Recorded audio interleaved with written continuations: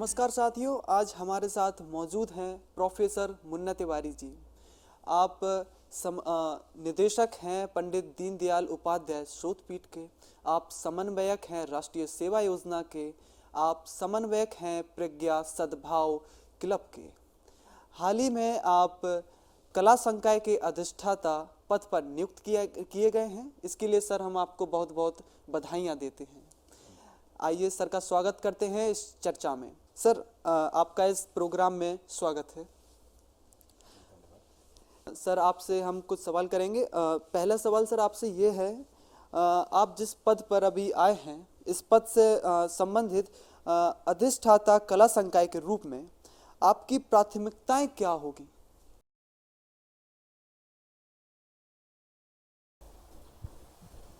बहुत बहुत धन्यवाद अभय जी। ये बुंदेलखंड विश्वविद्यालय बहुत बड़ा विश्वविद्यालय जी है। 7 जनपदों तक इस विश्वविद्यालय की पहुंच है। जी झांसी से लेकर के चित्रकूट तक, महोबा, बांदा, ललितपुर, हमीरपुर, जालौन, ये सभी इसके परिक्षेत्र के अंतर्गत आते हैं जी और मानविकी और मजबूत होंगे। पहली प्राथमिकता तो मैं इसे ज़रूर रखूँगा कि प्रवेश में हमारे अच्छे विद्यार्थी हमारे पास आए। तो प्रवेश और उसके बाद उन विद्यार्थियों में एक ज्ञान का संचार हो, उन विद्यार्थियों में जी प्रज्ञा उनके भीतर कूट कूट के भरी जाए, ऐसा प्रयास हम करेंगे। और ये भी प्रयास करेंगे कि उनके सही समय पर उनकी परीक्षाएं हों, उनके परिणाम घोषित हों। तो ये मेरी पहली प्राथमिकता होगी। दूसरी प्राथमिकता होगी कि उन्हें अच्छा ज्ञान देने के लिए जो शिक्षक हैं उनमें उनके भीतर भी कुछ ऐसी नवाचार रखे जाएं जी जिससे कि उनके भीतर ज्ञान का नया अंकुरण आए। आप जानते हैं कि स्वाभाविक रूप से ज्ञान 5 से 7 साल में दोगुना हो जाता है। जी तो जब ज्ञान 5 से 7 साल में दोगुना होता है तो हमको अपने को अपडेट रखना होगा और इसके लिए उनको नई नई जो हमारी ज्ञान की प्रवृत्तियां आजकल विकसित हो रही हैं उनसे उनका परिचय कराना चाहिए। और हम प्रयास करेंगे कि उसके लिए उन्हें अवसर हम प्रदान करें कि फैकल्टी डेवलपमेंट प्रोग्राम हो गए, चाहे और कई चीज़ें हो गई, वो हम उनके साथ जोड़ेंगे। मेरा पहली प्राथमिकता यही होगी कि अपने शिक्षक और शिक्षार्थी दोनों को समसामयिक ज्ञान से परिचित कराते हुए जी समाज के लिए एक बेहतर माहौल प्रदान करके उन्हें एक अच्छा समाज सेवक बनाया जा सके। सर, जैसा आपने कहा है कि शिक्षा 5 से 10 साल में आ जाती है, इसी से लेकर एक और सवाल है, शोध और नवाचार को बढ़ावा देने के लिए आप क्या प्रयास करेंगे? बिल्कुल, बहुत अच्छा सवाल है। हमारे शिक्षकों के लिए जो पहली प्राथमिकता हमारी होती है वो शोध हुई होता है। हम कक्षा पढ़ाते हैं, उसके साथ शोध को भी बढ़ावा देने का काम हमारा है। जी क्योंकि हमारे शोधार्थी भी हैं जो जेआरएफ करके, नेट करके विभिन्न विभागों में शोध कार्य कर रहे हैं। तो उनकी शोध की गुणवत्ता, उनमें प्लेगरिज्म की जांच और कई चीज़ों के द्वारा उनकी गुणवत्ता का विकास करना भी मेरा दायित्व है। उसके लिए उचित प्लेटफार्म, उचित अवसर उपलब्ध कराना भी मेरा कार्य है। ये मेरी प्राथमिकता में रहेगा।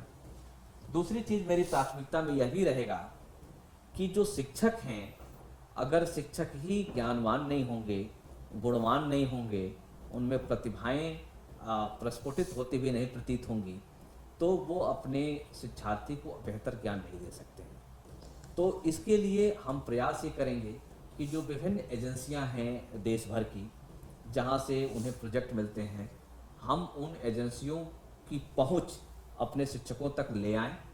हम प्रयास करेंगे कि जहां भी जिस एजेंसी से जो धन शोध को बढ़ावा देने के लिए मिलता है, जी वहां तक अपने शिक्षकों की पहुंच बढ़ा करके उन्हें अवसर प्रदान कराएं। जब उनके पास पैसे मिलेंगे, उनके पास प्रोजेक्ट आएंगे, तो जब पैसे, प्रोजेक्ट और सारी चीज़ें उन्हें मिलने लगेंगी, तब स्वाभाविक रूप से उनके भीतर वह विकास आएगा और वो अपने को ज्ञान के साथ जोड़ करके आगे चल सकेंगे। क्योंकि समकालीन चुनौतियां हमारे सामने बहुत बड़ी हैं जी। और जितना ही बड़ी चुनौतियां होती हैं हमको उस चुनौतियों से जूझने के लिए उतने ही अच्छे ढंग से सामने आना चाहिए। चलते चलते एक और सवाल, कला संकाय के विद्यार्थियों के लिए क्या आप नया कर सकेंगे? देखिए, एक चीज़ अभी जो पहले वाले प्रश्न में एक चीज़ और ने आपने पूछा था कि क्या क्या नवाचार करेंगे, जी। मैं उस पर भी थोड़ी सी अपनी बात रखता हूँ। देखिए, सवाल ये है कि शिक्षकों के लिए नवाचार की आवश्यकता बहुत ज़्यादा है। ये हमारे पास अभी एनईपी आई है, राष्ट्रीय शिक्षा नीति बनी है। राष्ट्रीय शिक्षा नीति बहुत लंबे समय के बाद हमारे बीच आई है। मुझे ध्यान है कि कोठारी कमीशन के बाद जी। जो राष्ट्रीय शिक्षा नीति 68 में आई थी उसमें थोड़ा बहुत सुधार केसी पंत ने जो अपनी चैलेंजेस ऑफ एजुकेशन लिखा था, जिसके आधार पर राजीव गांधी जी के टाइम पर वो भी बहुत पुरानी बात हो गई, 1986 में 84-86 जो कहते हैं नई शिक्षा नीति आई और उस नई शिक्षा नीति में भी तमाम कमियां थी, फिर भी वो लंबे समय तक चलती रही। और एक तरफ मैंने ये भी बताया कि ज्ञान 5 से 7 साल में दोगुना होता है और दूसरे हमारे सामने 30 वर्षों के आसपास से कोई भी नई शिक्षा नीति नहीं थी या शिक्षा की कोई बड़ी नीति नहीं थी। आज नई शिक्षा नीति या राष्ट्रीय शिक्षा नीति एनईपी के नाम पर हमारे बीच में जो भी चीज़ें आई हैं, एक तो उसमें हमारे भीतर के ज्ञान और विज्ञान को आगे बढ़ाने के लिए वो तमाम चीज़ें सामने आई हैं। दूसरी चीज़ ये हुई है कि एक माहौल को वाइब्रेंट करने के लिए एक पूरा परिसर कैसे वाइब्रेंट हो, इसके लिए पूरी परिस्थिति उसमें पैदा की गई है। कैसे हम अपनी परंपरा के साथ, कैसे हम अपने संस्कारों के साथ, कैसे हम अपने मूल्य और मान्यताओं के साथ जुड़ें और उस जिसको कहते हैं कि नाभिनाल संबंध उसके साथ स्थापित करें। और जब हम स्थापित कर लेंगे और उसके साथ ज्ञान विज्ञान को देखेंगे तो मुझे लगेगा कि निश्चित रूप से एक बड़ी बात हमारे सामने आएगी और तब वह ज्ञान का चतुर्दिक विकास के रूप में, जिसको कहते हैं कि पर्सनालिटी जो है बंडल ऑफ गुड हैबिट्स होता है, तो वह गुड हैबिट्स की नहीं, ये टोटल हैबिट्स के साथ जो पर्सनालिटी हमारे बीच में आएगी, तो वह एक शिक्षा को प्रचार प्रसार के लिए और छात्रों के विकास के रूप में एक नया मानदंड स्थापित करेगी। दूसरा आपका जो सवाल है कि आप छात्रों के लिए आपकी क्या चुनौतियां हैं, छात्रों के लिए, आप विद्यार्थियों के लिए क्या करेंगे, तो मैं यही जरूर कहना चाहूँगा कि इस समय विद्यार्थियों के भीतर, विद्यार्थी जब हमारे बीच में हैं तो उनका केवल एकांगी विकास ना हो।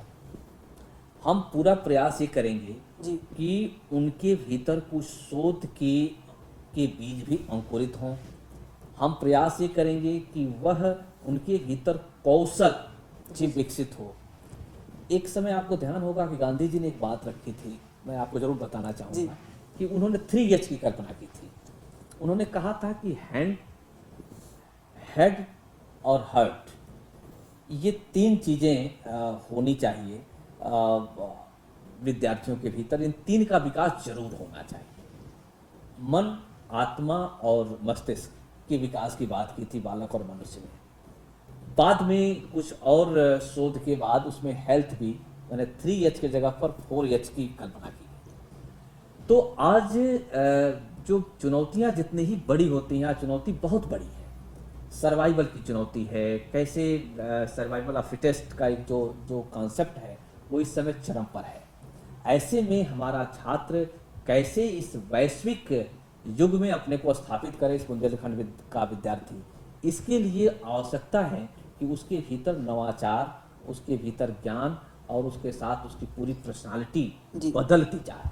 और उसके लिए हम पूरा प्रयास करेंगे कि उसके लिए क्या क्या चीज़ें, आवश्यकताएं हैं, वो सारी आवश्यकताएं हम उन्हें उपलब्ध कराएं, हम उन्हें दें, जिससे कि उनमें वह ज्ञान के प्रस्फुरण के साथ कौशल का भी विकास हो और वह समाज के साथ कदम ताल करते हुए आगे बढ़ जाए। जी, जैसा कि आपने बताया कि गांधी जी के 3H जो आपने समझाए हैं, विद्यार्थियों को ये समझना चाहिए, सुनना चाहिए और आगे बढ़ना चाहिए। इसी से रिलेटेड सर एक और सवाल आता है कि वर्तमान और भविष्य के विद्यार्थियों के लिए कोई संदेश अगर आप देना चाहते हैं।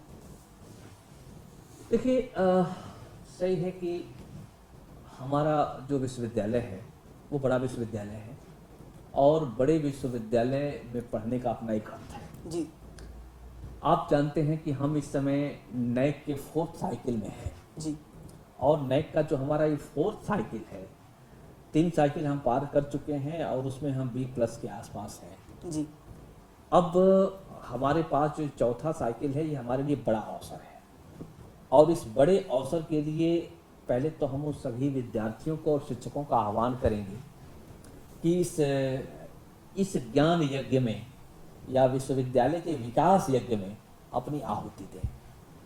जब ज्ञान यज्ञ और विज्ञान यज्ञ में वो आहुति देंगे तो जब यह A++ का जब यह विश्वविद्यालय बनेगा तो निश्चित रूप से उसमें छात्रों को भी गर्व की अनुभूति होगी कि हम किस विश्वविद्यालय में पढ़े हैं जो A++ है। शिक्षकों को भी गर्व की अनुभूति होगी कि हम एक ऐसे विश्वविद्यालय में पढ़े हैं जो A++ का विश्वविद्यालय है। जी अभय जी, आप ये भी ध्यान रखिएगा और हम छात्रों से अपील भी करेंगे कि इसमें आपको अपना परसेप्शन जिसको कहते हैं कि आप क्या विश्वविद्यालय के बारे में सोचते हैं, जी जैसा आप सोचेंगे वैसा आप बनते हैं, ये कहावत है। तो आप जो बेहतर सोचते हो वह जरूर इसमें आगे बढ़कर के आपको आगे आना चाहिए। आपको विश्वविद्यालय के इस नैक महायज्ञ में अपना योगदान भी देना चाहिए। मैं शिक्षकों का भी आह्वान करता हूं कि जिन्होंने भी अभी तक उस यज्ञ से अपनी दूरी बना रखी है वो सभी लोग आएं, हम सभी मिल करके विश्वविद्यालय को बड़ा करें, विश्वविद्यालय को ऊंचा करें और विश्वविद्यालय अपने जिस ज्ञान के लिए बना हुआ है वह उसे प्राप्त कर सके। और छात्रों के लिए मेरा यह संदेश भी होगा कि छात्र अगर एक छात्र भी अपनी ऊर्जा का समुचित उपयोग करते हुए अपने कौशल को यहाँ से जो प्राप्त कौशल है उसका उपयोग करते हुए अगर समाज में कोई अपनी स्थिति बनाता है तो यकीन मानिए कि जो सुकून हमें मिलता है, जो विश्वविद्यालय को मिलता है, वह असंभव है। उसको आपके सामने व्यक्त कर पाना, जो खुशी हमें मिलती है वह बता पाना बड़ा ही मुश्किल है, क्योंकि हम हमेशा अपने शिष्य और पुत्र से पराजित होना चाहते हैं। हर व्यक्ति की कल्पना होती है कि वो अपने शिष्य से पराजित हो। जब हमारा शिष्य कहीं IAS बनता है, हमारा शिष्य कहीं प्रोफेसर बनता है, कोई शोध में बड़ा कार्य करता है, कहीं भी वो अपने जीविका को लेकर के और जब समाज में कोई बड़ा मानदंड स्थापित करता है तो उससे विश्वविद्यालय का भी नाम होता है। हम सबसे यही गुजारिश करेंगे अपने प्यारे बच्चों से कि आप हमेशा विश्वविद्यालय को ध्यान में रखें और विश्वविद्यालय को ध्यान में रखते हुए अपने कार्य, व्यवहार और आचरण करें, अनुशासित रहें और आपका अनुशासन विश्वविद्यालय को गरिमा प्रदान करेगा, गौरव प्रदान करेगा।